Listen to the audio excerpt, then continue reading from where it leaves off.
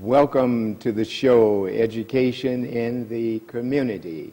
I am your host, the Reverend Robert L. Mcknight, and serving as co-host is none other than Miss Lora, Sall. We are happy to have you sharing with us, and we want to thank you for welcoming us into your home. We are going to be discussing the topic of education in a state of resurrection or crucifixion. Ms. Sall shared a fascinating story with us before the show of a state representative in Wisconsin by the name of Polly Williams, and a program, I should say legislation, that she proposed there in Wisconsin, and she was able to convince her colleagues to pass it, and this was in, I believe, the early 90s. And actually, beginning in the 80s, there was noticeable evidence of a paradigm shift in education. It was ever so gradual for the first generation, for the first 25 years. But now it is quite obvious that there has been radical changes made in public education. And so the question is, in 2015, is public education in a state of crucifixion or one of resurrection? Is this the new state of education that we are witnessing today?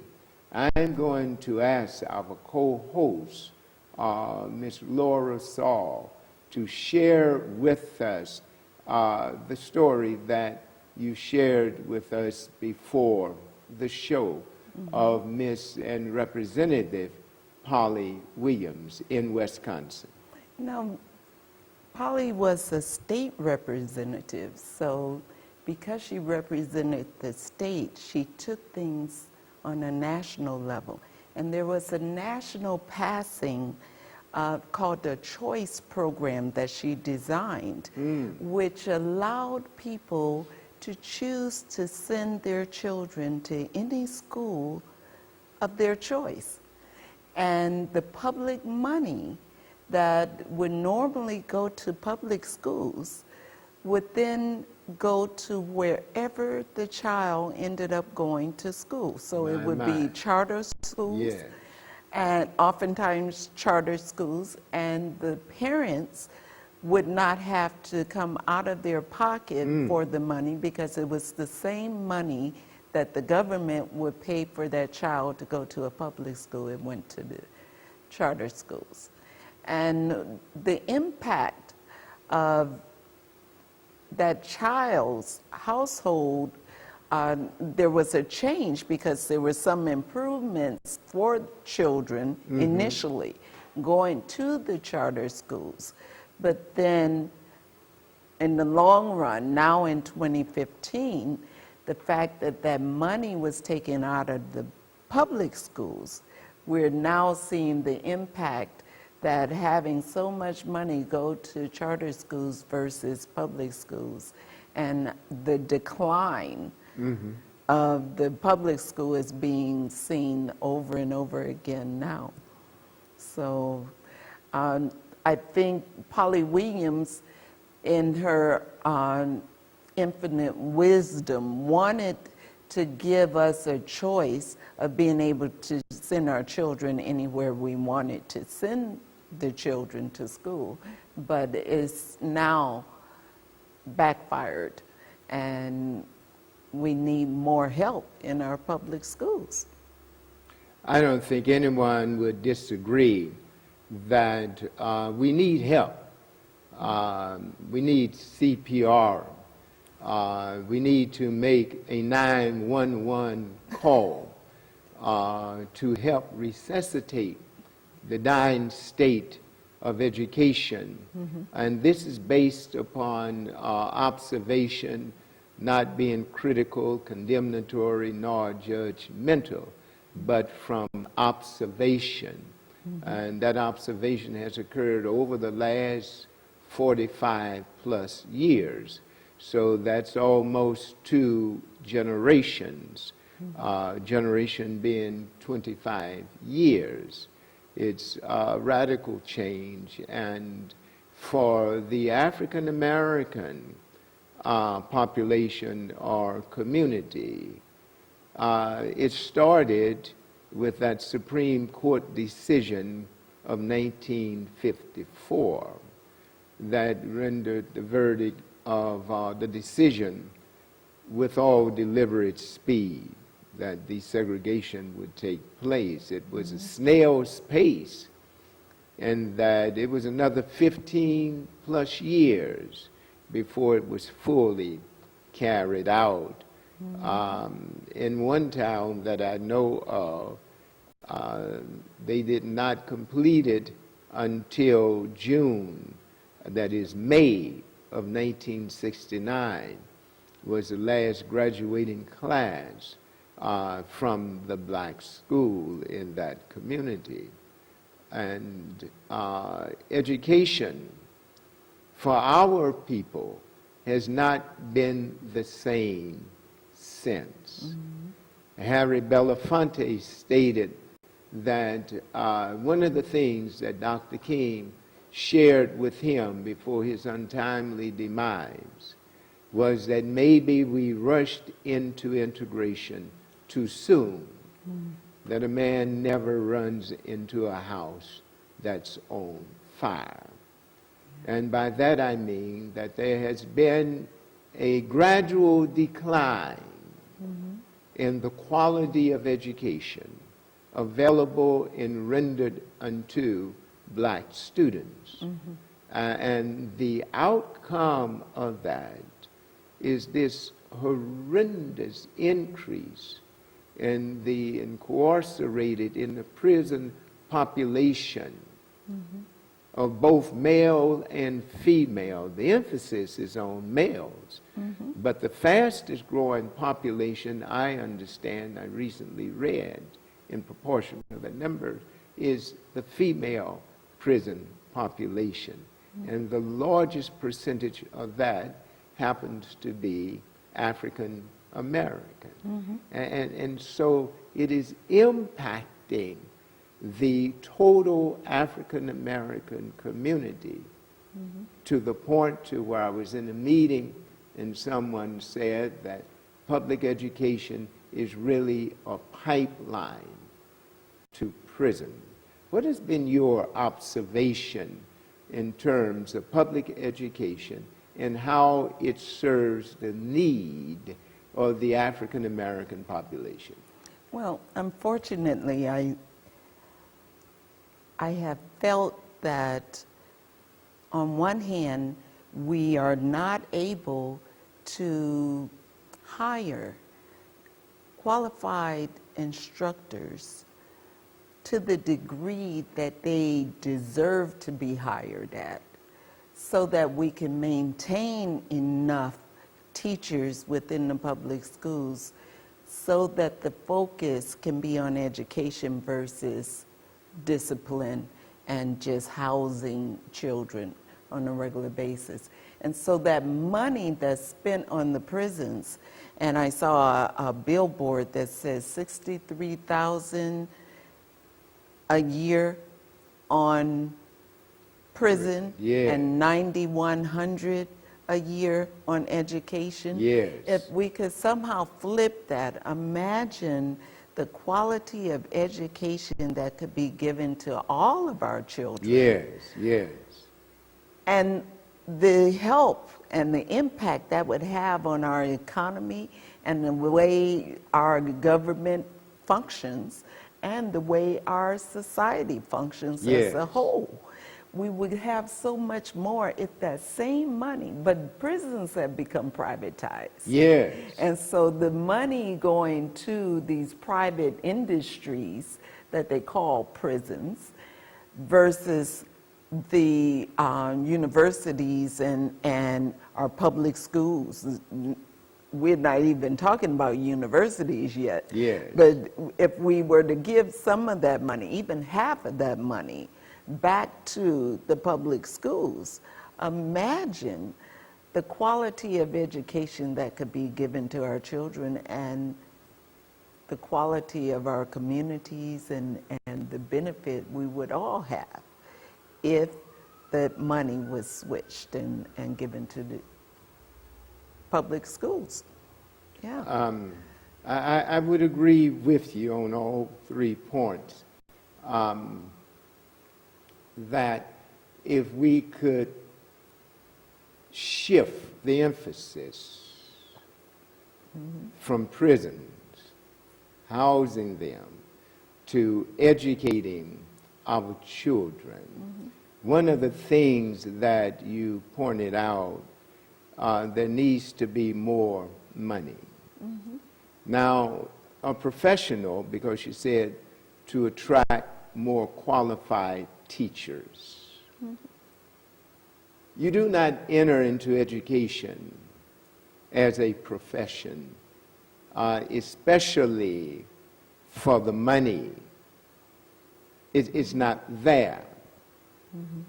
Educators, teachers are called. Teachers are born and not made.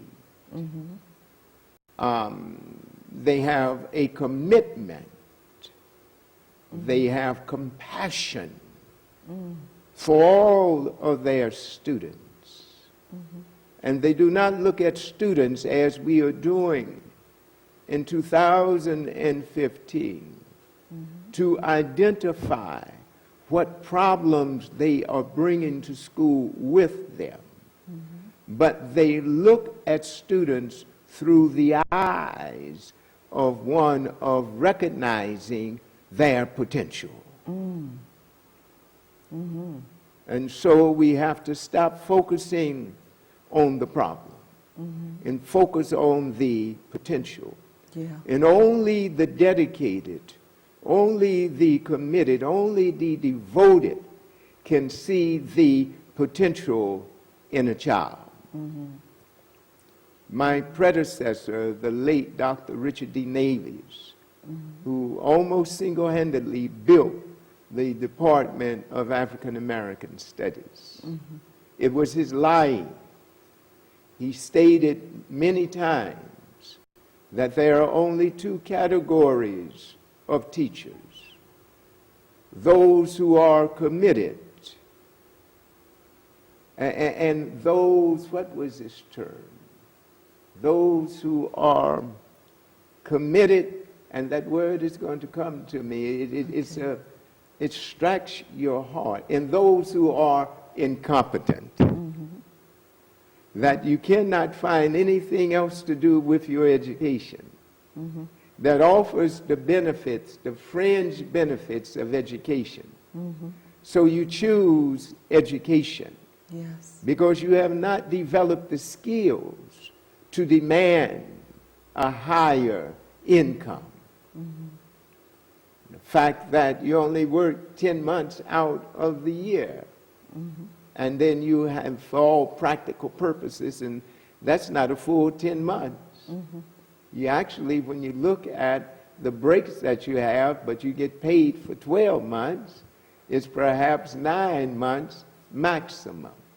And so we are not attracting the committed, the called, the set aside into education. Well, wouldn't you say that is due to the change in our education system, as well as the change in particularly our public schools? What I have been told by longtime educators is that the change in the quality of education comes about because there is a difference in the money that's being supplied in order for them to buy the supplies. A lot of that is coming out of pocket for many of these teachers who are underpaid. And so yes, I agree with you. There has to be a level of commitment in order for someone to pursue that profession. And it's not for everybody.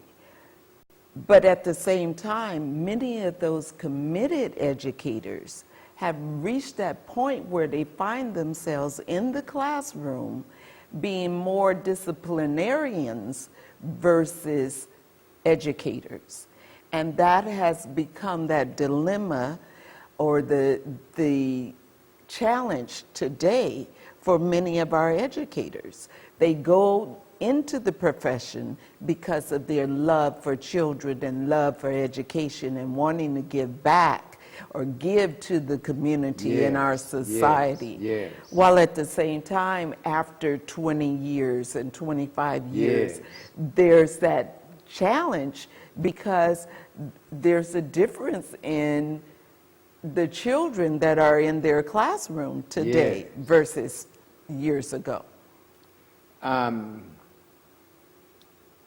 It has been said that wherever there is teaching, there is learning. So if teaching is taking place, then students are learning. Mm-hmm.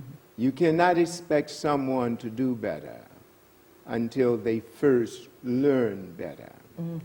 And so our role is to teach them another way. You accept them as they are, but you do not allow them to remain the same. Mm-hmm. And the instrument that is used, it is teaching. Mm-hmm. And you teach more of what you are than what you say. Wow. I heard a student say once that what you are speaks so loud, I cannot hear what you say. Wow. And so we teach best by example. Mm-hmm. Because as you see the student before you have an opportunity to find out what their skill level is, mm-hmm. the student first sees you as a person before they see you as a professional. Mm-hmm. And that's when respect is given, not later on. Mm-hmm. First impressions are important because you don't get a second chance mm-hmm. at making a good first impression. Absolutely. And teaching young minds, the developing of young minds, is an awesome responsibility. Mm-hmm. Every time a student fails, the teacher has failed. Mm-hmm. Because the obligation is not to teach the brightest and the best. Mm-hmm. The obligation and the commitment is to teach everyone that passes through your door. And unless you're teaching all students, you have failed. Mm. And so the failure of the child is not necessarily a reflection of the child as much as it is a reflection upon the one rendering the instruction. Now, wouldn't you say it also goes back even further to how that teacher was taught?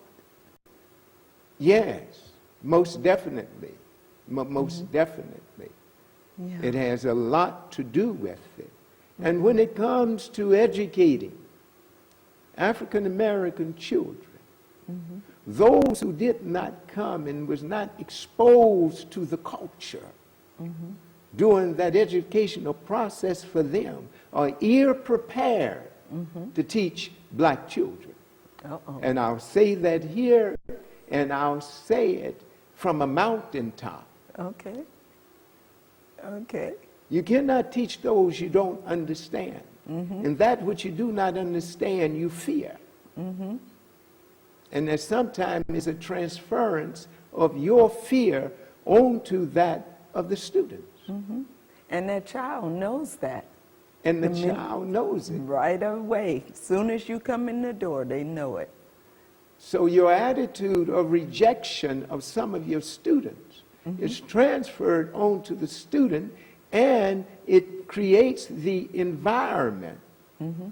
And no child can learn in a hostile environment, whether that is intellectually, mentally, emotionally, spiritually, or physically. You cannot learn in a hostile environment, and the teacher creates that environment by their attitude. Yes. Now, some teachers, though, would say, I cannot teach in an environment where I don't have the support of the community and of the parents, of administrators. How do you expect me to be a better teacher if I'm out there by myself? Then don't penalize the students. Then you find that environment that offers you that support. Don't continue to show up because it allows you to meet your monthly financial obligation. The hostility then grows because you're also in an environment where really you don't want to be. You just reminded me of a story about a classroom of boys. This classroom of boys were so challenging that every time a teacher tried to come into that classroom, within a couple weeks they would quit and leave. And finally the principal decided, let me call back Miss Brown. Miss Brown had retired, and they said, we have no choice. This classroom of boys have to graduate. We're going to call back Miss Brown and have her come into the classroom. Miss Brown said, sure, I'll be right there. Soon as she got there, the principal hands her a piece of paper with the list of boys: Reggie Brown, 125, Jimmy Sall, 135, Reggie, she just kept looking at this list of boys and all of these numbers, and she said, fine, let me go, let me at them. And by the end of the school year, everybody graduated with A's and B's. They were so proud and so happy. They had an award ceremony for Miss Brown. And after they're standing at the podium and talking about what a great teacher she has been and how everyone excelled because of her, Miss Brown was feeling really embarrassed. So she got up to the podium and said, it really was the principal's idea. I don't know why you're giving me all this credit. It was the principal's idea, and the principal is looking at Miss Brown, wondering what she's talking about. She said, you don't remember when I got here, you handed me the list of boys and their IQs. I had no choice but to know that these were a great group of boys and they could go forward and excel. The principal said, Miss Brown, that wasn't their IQs. That was their locker numbers. Wow. But Miss Brown treated them as she saw them. Yeah. And she put in her mind that they were brilliant, they were successful, they were going to be great because she thought they were geniuses based on their IQs. And it really was their locker numbers. So it goes right along with what you were saying about within the first 4 seconds, they've already sized you up, teacher, and that teacher coming into the classroom, making a determination about those students. How she teach those students will be different based on how she views them inside. Yes. Now, there would be some disagreement because it is not done overtly, it is covert. It's not a conscious effort, but the system, unless it has changed radically, I'm talking a couple of lifetimes ago, that one goes through to prepare to teach is unwritten. But it says to that potential teacher, as they look at the classroom, that on the first day of school, you can assign students their grade based upon their seat selection. And the student who sits in the first row or two, you subconsciously expect those students to excel.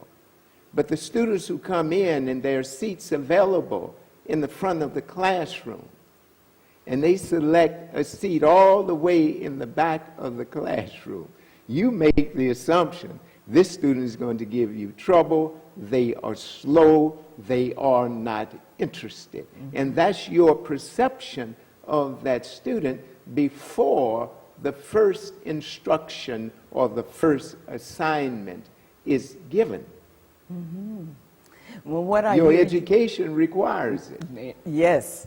Now, what I hear you saying is that it's necessary for us to start internalizing and reviewing what's going on inside of us. Yes. Before we get into that classroom, if you're going to be a teacher. And then go in there with that unyielding desire to teach versus just collecting a paycheck. Yes. And then I also heard you say that we need to start having more expectation of the children if you expect them to get more out of what you're teaching. Expectation Yes. of the students. Yes. And right when we get to where we should be, it is always time to close out. I never will forget, though, a professor said to us, and it was in the textbook, that the objective of education in the West, and for that matter anywhere you go, is for the perpetuation of the values of the society in which one lives in. What happens when you are excluded from those values? I want to thank you for coming and sharing with us today, and look forward. Maybe we can continue this discussion at a later time. And so until that time, we want to bid you farewell. See you next time. This is Reverend Mcknight and Miss Lora Sall saying so long.